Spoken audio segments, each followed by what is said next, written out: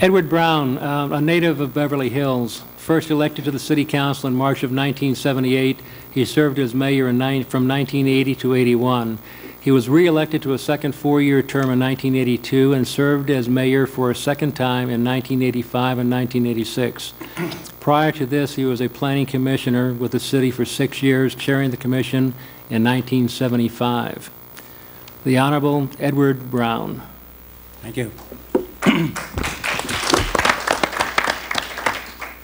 Actually, it was Chuck Ehrenberg who got me involved in politics. I think I was his treasurer when he ran.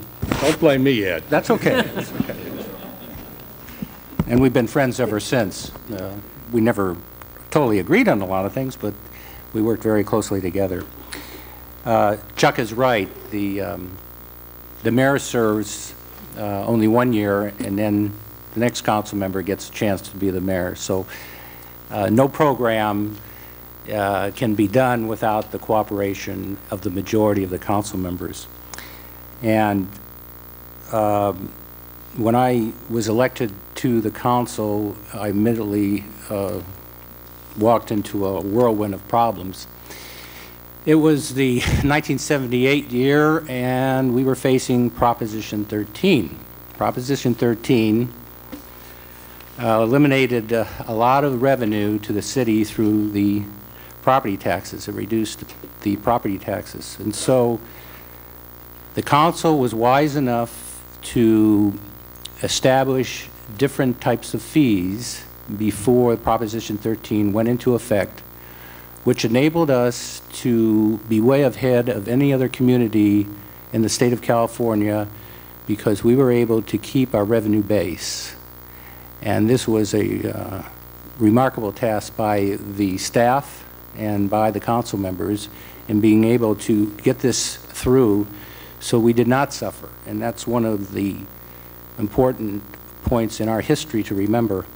And so we were not forced to cut back on our various services. Some of the proud points of my career as a council member were, one, the establishment of the Gruncher system in the alleys. Before that, we had people driving these big trucks, and they would get out of their truck and take the garbage can and lift it into the truck. And we were faced with all kinds of costs due to liability problems, people getting injured, employees getting injured. And we developed, through the help of a program actually in Arizona, this Gruncher system where it was done totally mechanically. It was totally a mechanical system so that we didn't need to have that heavy labor force to collect garbage. And that cut our costs dramatically, and the alleys became much more attractive and cleaner. We also put lighting in the residential alleys to increase the security and make it safer for the public.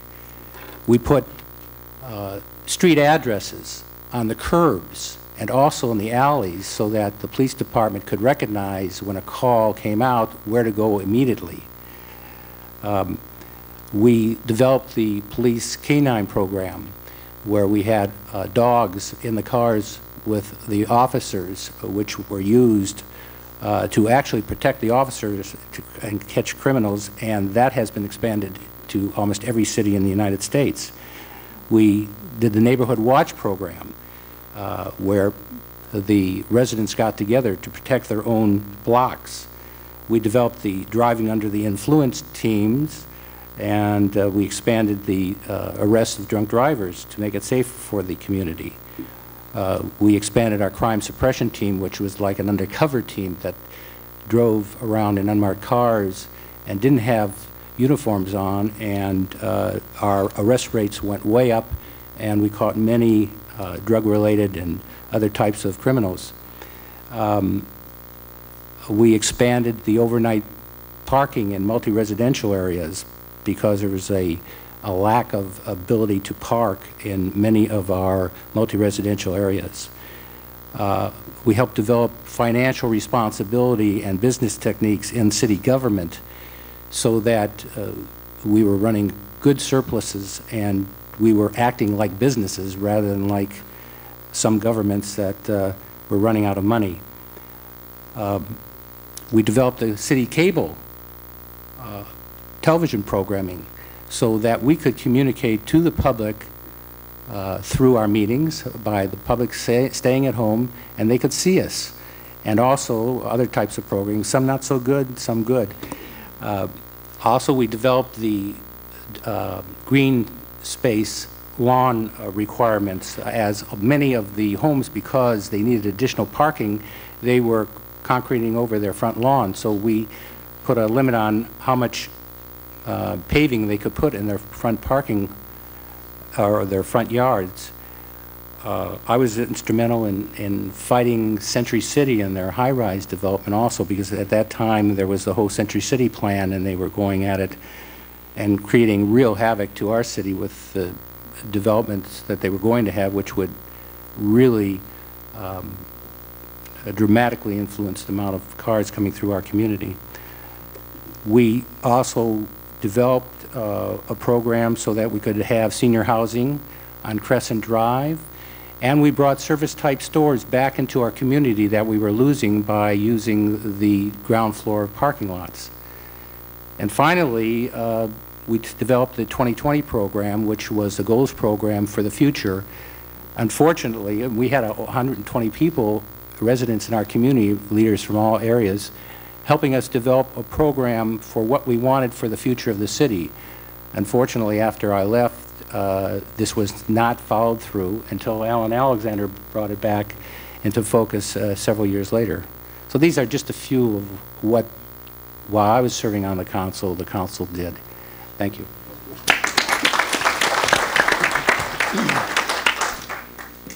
On my right, Benjamin Norton. Benjamin Norton was elected to the Beverly Hills City Council in 1980. He served as vice mayor in 1982 and was elected by his fellow council members to the office of mayor on April 19, 1983. A Beverly Hills resident for over 42 years. Mr. Norton is semi-retired as a business investments trustee administrator and served as president of Norton Brothers and Morris Textile Manufacturers.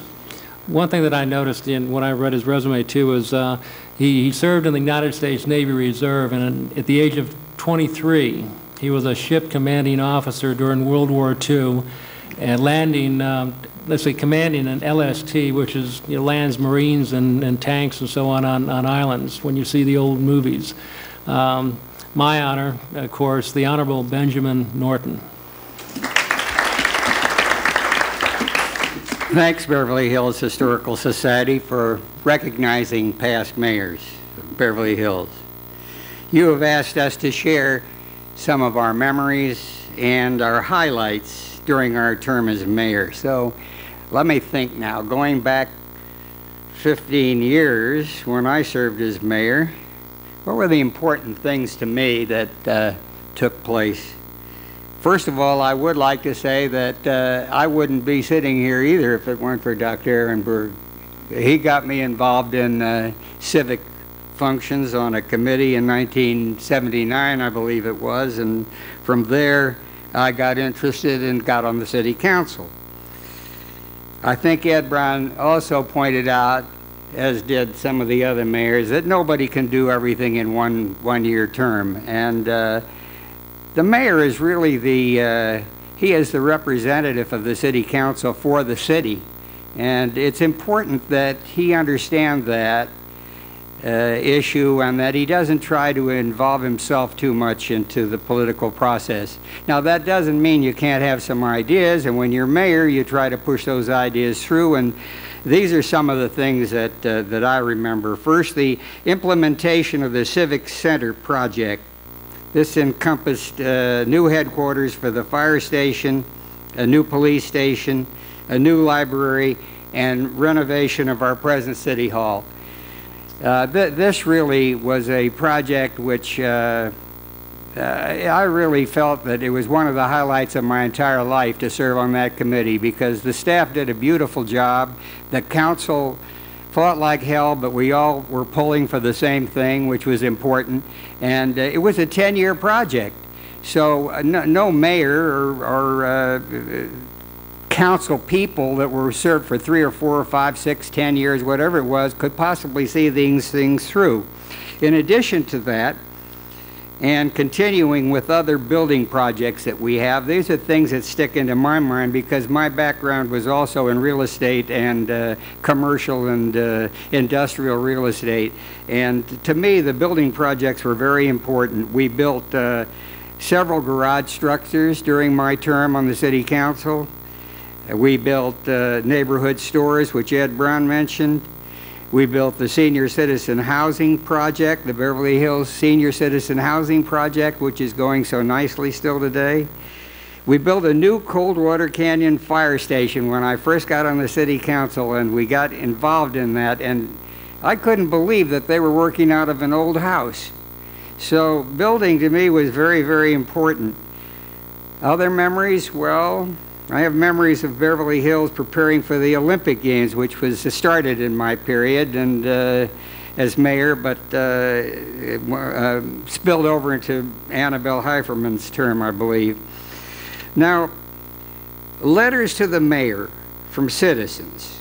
Now, we got a lot of letters from the citizens, and I wrote a letter back to the Courier on September 9th, 1983, and I think it still has present-day meaning, so I'd like to read it to you. Just take a second.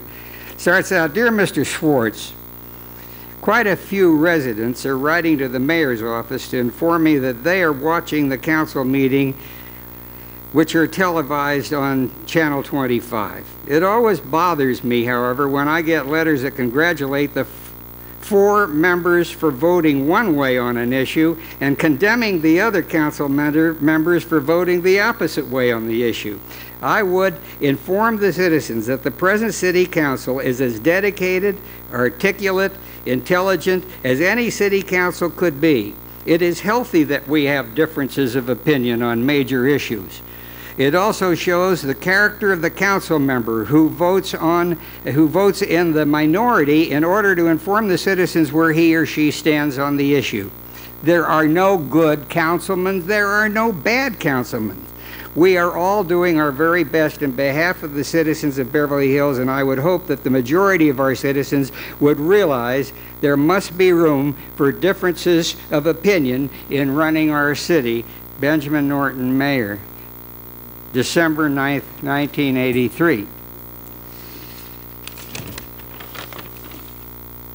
Let's touch for a minute on the people who made my election to the city council reality. And I'll refer to my campaign literature. This was my last mailer, I think, that I mailed out before voting. Nice mailer, right? Colored pictures and lots of names and everything. Well, let's get over here because I think, and I've heard, see if that was legal. yeah, it's not the legal size. Ed just told me. I think I would like to state that the citizens to elect Ben Norton, the chairman of my committee was a marvelous woman named Marion Weinstein, and I want to give her some credit here, even though she's passed away. She was the founder of the Beverly Hills Meals on Wheels, and she was a giant in this community.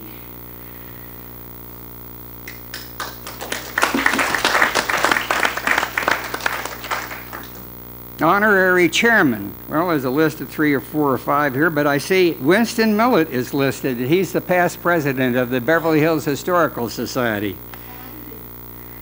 Advisory committee. Let's see now. I don't remember what these people advised me about. Well, here's one. Now, this name is very familiar. I don't know. I can't remember anything about that. Marcia and Dr. Bernard Lewinsky? What did they advise me about?